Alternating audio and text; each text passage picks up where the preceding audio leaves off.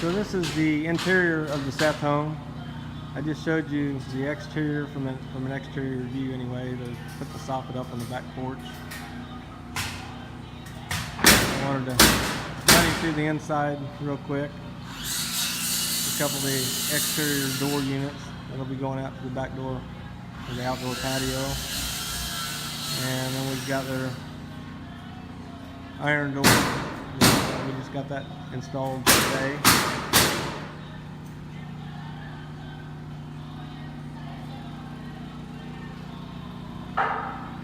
And just your general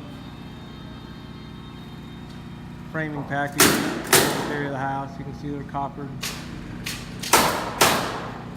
beams for the coffered ceiling,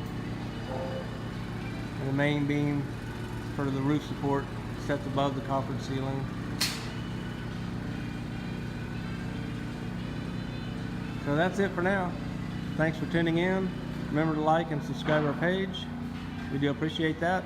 And until next time, goodbye.